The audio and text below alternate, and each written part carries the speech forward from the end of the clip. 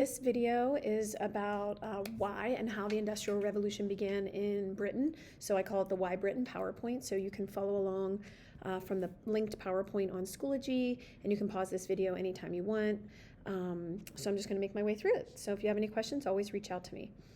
As you know from the urban game and all those rapid changes that you experience in the game, you saw that society in Britain went from a fully agrarian or agricultural society to a fully modern industrialized society.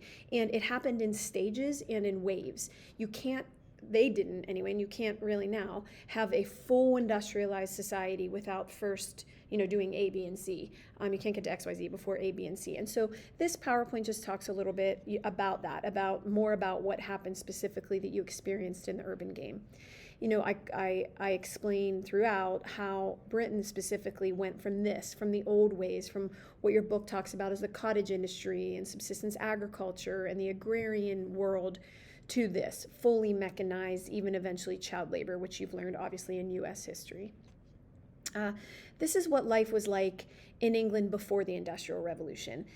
If you read through the urban game or heard from me talking the urban game, life was very agrarian. All families lived in their homes, in these little villages, and they worked with their own family members. So 8 out of 10 people either worked in their home or in the nearby countryside. The majority occupation was farming for most of British history, specifically subsistence agriculture, which is like self-sufficient farming, like farming enough so that you can live to eat, so you can eat enough to live. So that's what subsistence agriculture is.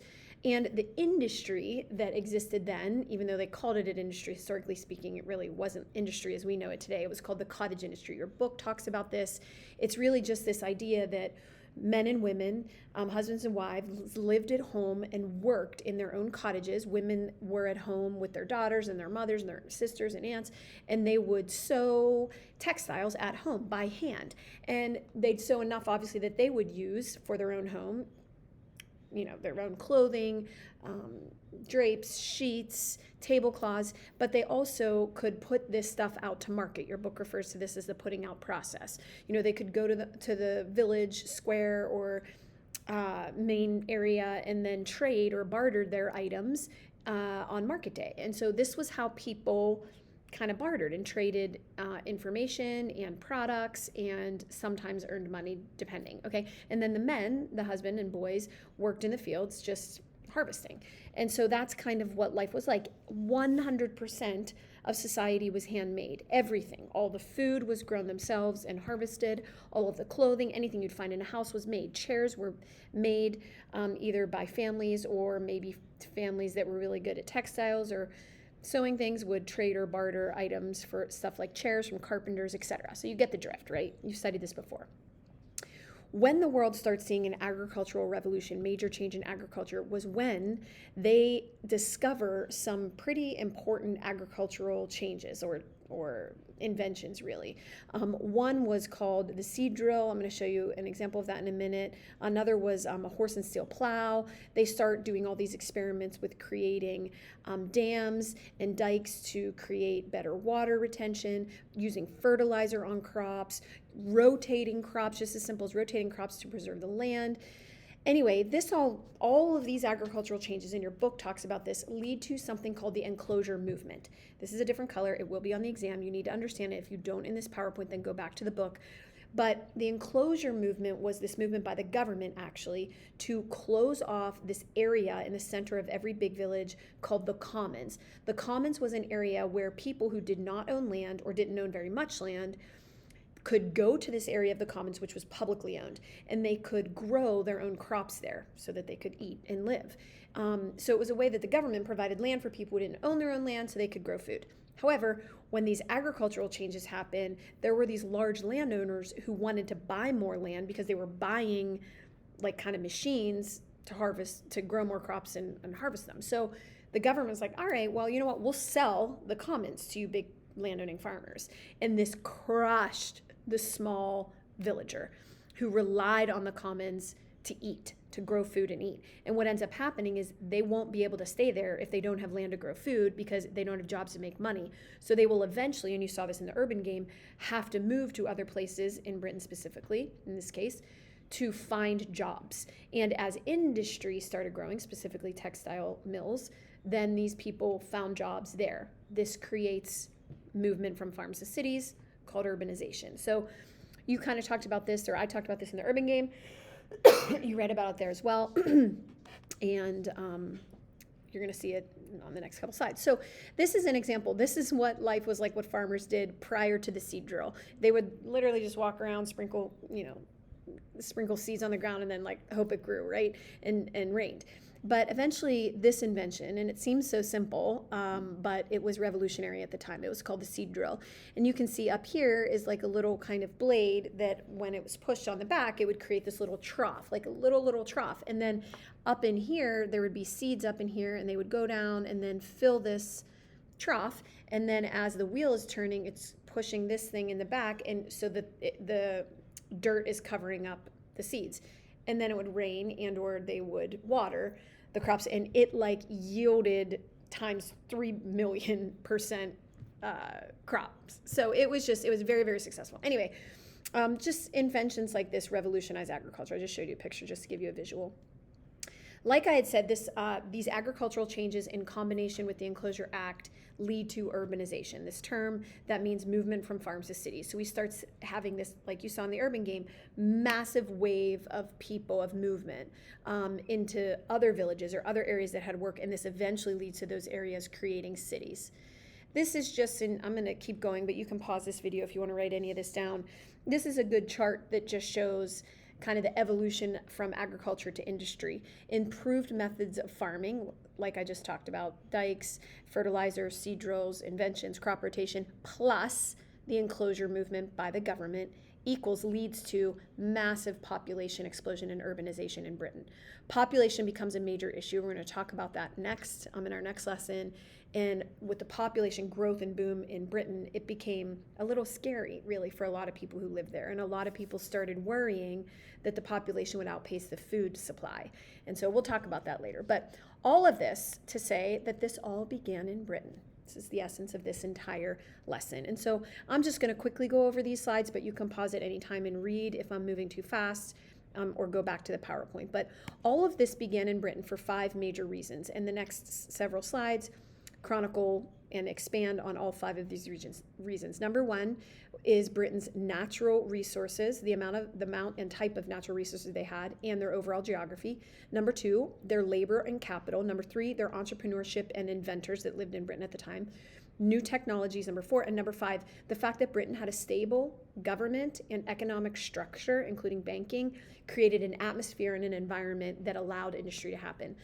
If you're still confused about what the UK is, the United Kingdom, everyone, myself included, often calls it just Britain, but that's kind of wrong. It's incorrect. It is a United Kingdom of 4 territories, provinces really. It's England is the biggest, what we call Britain, Wales, Scotland, which is up here in the north, and this little itty bit called Northern Ireland. Those 4 make up the United Kingdom. So it's technically incorrect to call it just Britain or just England, although a lot of people do that, myself included. But this is a great explanation for the UK for my history and geography buffs in the room. You can click on this from the PowerPoint and it'll explain it. All right, let's talk about Britain's resources and geography first. You would have read about this. I'm not going to spend too much time on it, but Britain had an abundant supply of coal, which fueled the early years of industry. But more than that, they had a ton of water. No area of the UK is really more than about 90 to 100 miles from any given sea. In addition to having tons of rivers and waterways in the country, creates a large supply of water, which, as you know, fueled those early mills. You couldn't have a mill without water because that was the early fuel. Eventually it would become coal. But the fact that they had a large supply of coal, water, and then eventually iron, which leads to the second wave of industry to make steel, is one reason why it starts in Great Britain. Great Britain also has, or the UK, has a large population, and they, unlike France, that was extremely poor, rigid estate structure, feudal regime still in the 1700s, Britain did not have that. They had different classes of people based on land ownership and wealth. And so they have actually a group of people that have some extra money. They're not really super wealthy. They have wealthy, and then very poor, obviously, but they have this kind of middle group that we don't quite call the middle class yet, but they have extra money that they can use to invest. And that's what you guys did in the urban game. You were like these entrepreneurs, and they could take risks because they had additional money. And then that payoff, those risks, like investing in the construction of a canal, just explode and create so much money in Britain and opportunity for growth and wealth because you have this group of people that can invest their money. Because they had a large population, they also had a large working class of people that could simply just work, in addition to a stable banking structure and just additional capital. Also, along with the fact that they had a large population, Britain had always valued education. And so as a result of having strong education, they had a lot of people who started inventing stuff and creating things. And a lot of these early inventors, not only of the agricultural revolution, but the industrial revolution as well, came from Britain. The earliest inventors were almost all from Britain or Scotland in the early years of the IR. So this was a big deal. So the investors become known as entrepreneurs, and then the inventors, are inventors. These inventors create new technologies, such as the steam engine, very important. James Watt creates that, as you know, the invention of the eventual spinning jenny. Henry Bessemer creates this process of converting iron ore into steel that will fuel the second wave of heavy industry, which I will teach later. And then we start seeing the advent of railroads and steamboats that use the steam engine inside of them to railroads pull carts on a track, steamboats push boats or pull, operate boats, and now the boats can go in the opposite direction of the water, which revolutionizes transportation. This is just a picture of what an early water mill looks like. Excuse me, in case you were confused how it converted water to power, really. And so you can see how the water goes in here and spins the wheel spins these other wheels and mechanisms on the inside, which then go on to operate the early spinning years of the textile mills. Last one, number 5, Britain has an extremely stable government, especially compared to the rest of Europe. They had a stable constitutional monarch. They were not an absolute monarch like the rest of Europe. They had a legislative branch. Government favored trade. They didn't hoard wealth like mercantilism required for most of the Middle Ages, and a lot of European countries were still conducting that type of economy. They believed in laissez-faire capitalism, supply and demand, the fact that the government should be hands-off the economy. And as a result of all of that, they had a strong banking system, which created an environment for economic growth. The first major changes in all of these industries were in the textile industry. That is anything that is cloth, so not just clothing, but anything that you'd find in a home as well. Sheets, blankets, quilts, drapes, tablecloths, napkins, all of that, textiles. Once you make these goods in Britain, what did they do? They sold them and they traded them. And this increased production leads to a lot of trade, not only in Europe, but eventually around the world when we see even more industry and inventions taking place. With the revolution in transportation, first in Britain and then everywhere else, we start seeing this global exchange of goods and products all over the world. And it creates this bit of a domino effect. And you can read this yourself, I won't read it all, but with more goods being produced more efficiently, prices for goods are lowered. More affordable goods lead to this, more goods lead to that. This leads to a demand for other things, and yada yada. And it becomes this kind of domino effect.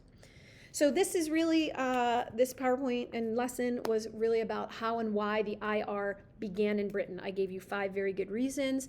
Your reflection after this lesson is to go back to Schoology and submit a response to the discussion question, why did the Industrial Revolution begin in Britain? This should be a minimum 1-paragraph response, starting with a thesis, supported by several reasons and specific evidence. Okay, talk to you later.